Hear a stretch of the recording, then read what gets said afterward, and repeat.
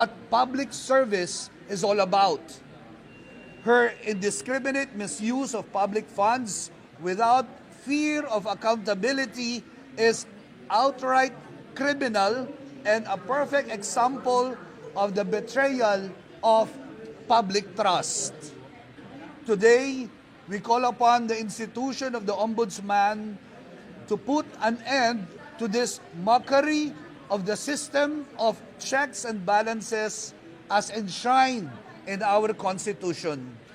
We fervently hope that our charges of plunder, malversation, bribery, graft and corruption, betrayal of public trust, and gross violation of the Constitution be upheld against Vice President Sara Duterte, and she at least be called upon to account on hundreds of millions of confidential funds that she plundered. And if she fails to do so, she should no less than be found criminally liable for it. Maraming salamat po. Father, para po sa publiko, para po mas maintindihan nila, ano po ipapaliwanag kung bakit kailangan pong maharap sa ganito pong mga reklamo si Vice President Sara Duterte? Para sa ating publiko, ito ay ating ginagawa upang ipakita na ang accountability ay nangyayari at hindi kami matitinag sa pagharap o pagsusuri sapagkat ang confidential funds ay public funds. Ito ay dapat suriin kung ito'y ginamit sa tamang pamamaraan. Sir, Father, sinabi na nga po, confidential funds it's confidential. Why do you think the public should know about confidential funds where in fact it's confidential? Confidential funds is also public funds. When there is when there is the slightest feeling and sabihin nating pagdududa na ito ay ginamit sa maling pamamaraan, then the confidence by nature is preceded by accountability. Hindi dapat magtago ang isang taong gumamit ng confidential funds sa confidential nature.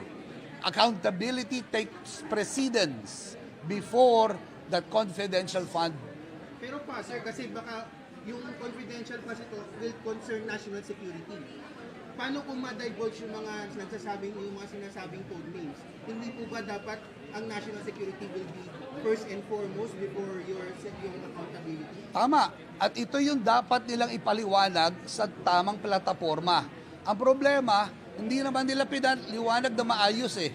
Very evasive sila to begin with.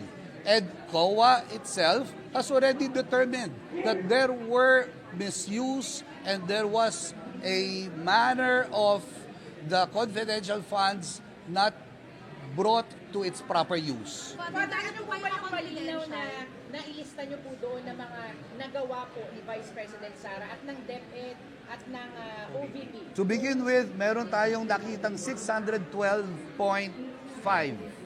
na pera na withdraw, na ginamit, ngunit hindi maipaliwanag. Yun ang isa sa nais natin hanapin, harapin at mapakinggan kung ano nangyari dito. Saan po kayo ka-confident na uusa to under Ombudsman Boy Rimulyan? With the prayer, with the facts that we have presented and have assigned our signatures, we pray that this will be heeded and uusad ang kaso upang mapanagot kung dapat may panagutin. Kung walang tinatago si Sara Duterte, humarap siya. Pero Sir Father, kasi of course, sasabihin ng mga supporters ni Vice President Sara Duterte, it's just a political ploy. I mean, lahat kayo galit kay Sara Duterte. You want her out of Vice Presidency. Ano masasabi po? Galit po tayo sa nanggagamit.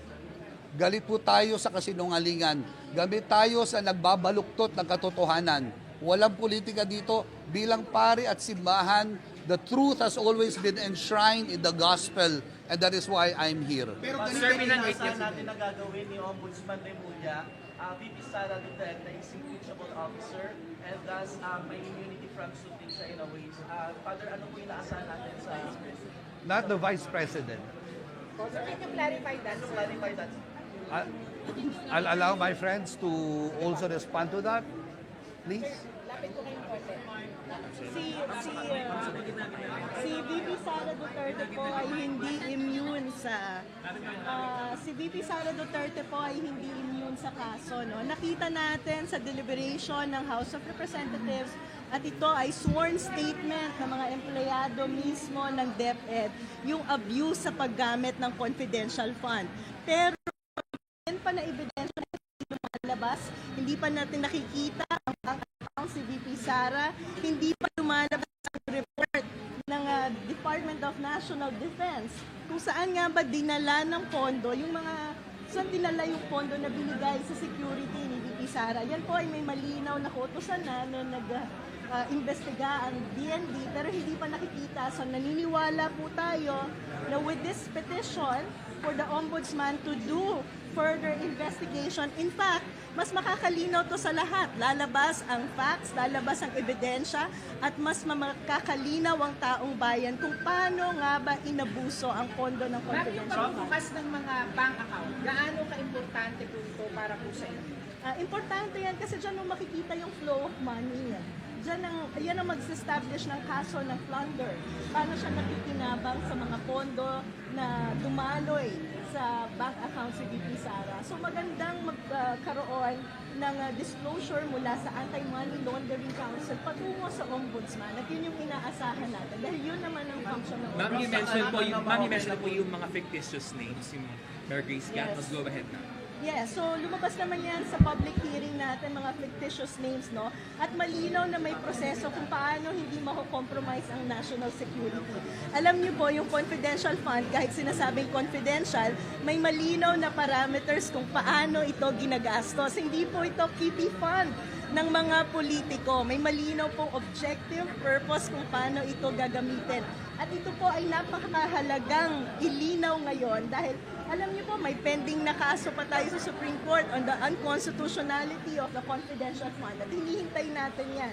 Pero hindi naman po tayo pwedeng tumigil na lang sa paghihintay ng unconstitutionality ng confidential fund.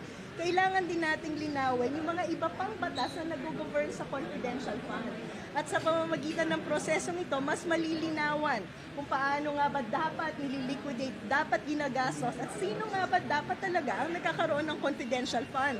Hindi ba malaking issue yan na bakit noong 2023 ay nabigyan ng confidential fund ang mga iba't ibang ahensya na wala namang national security functions. So ito yung mga policy issues na kailangan talagang sagutin dahil ito ang mag-guide sa atin sa future kung paano ginagasta ang pera ng bayan. Ma'am, Rob Shelo, if ever man ma-open po yung money trail, ma'am, may plano po ba tayo mag-file ng impeachment complaint? Can you take on the other questions? Yeah, sure. Okay. Meron kaming gagawin pa sa taas. Iwan namin yung ibang complainants namin para tumugon naman sa ibang katanungan. Does this address the Supreme Court decision virtually making it very hard to impeach a public official? Kasi binarila ng Supreme Court Duterte versus House. We hope that this process will also be recognized as something as valuable as such. So sir, remedy, yun nga sir, remedy ba to dahil given the decision of the Supreme Court? Well, Is this a feasible remedy? It's recognizing that we have various mechanisms, various institutions to hold our politicians accountable. And we have to make sure that these institutions are working for our interest. Sige po. With regards to that question, Sandali lang, sorry. With regards to that question, we're hoping. wait lang po. Okay, we understand, no, that the ombudsman may in fact recommend impeachment also. So it does address the question. It's up to the ombudsman to investigate and recommend. Question lang po, ma'am, kasi of course, this is all, of course, her supporters will claim that it's all politics. It's all against the notion that she will run in 2028 at parang pinipigilan niya siya tumakbo against dun sa will of her supporters to run for president. What's your thoughts about it? Kasi parang it's all planned eh. Parang sinasabi ng supporters na it's all planned against a possible Sara Duterte run in 2028. We don't get into that eh. Ang tinatanong lang namin kung siya ay may pagkakasala dahil nagnakaw siya. Kung ano ang consequences nun, wala ako dun eh. Pero hindi naman pwedeng hindi siya imbestigahan dahil gusto niyang tumakbo at may ibang taong gustong tumakbo siya. Pero ma'am, of course, yun pa rin magiging magiging sumatotal. Alam mo, ang sinasabi ko lang sa ating mamamayan, magpumasok sa ganyang klaseng labanan ng reasons, no? Kasi laban talaga sa tamang paraan ng pagpopolitika. Yung it's all politics, there's good politics and there's bad politics. And that kind of reasoning is bad politics. Ang pangalan na lang po. Sylvia Estrada Claudio. Sylvia Estrada Claudio. Thank you, Ma'am Sylvia. Sylvia Estrada Claudio. Thank you, Ma'am Sylvia. Okay.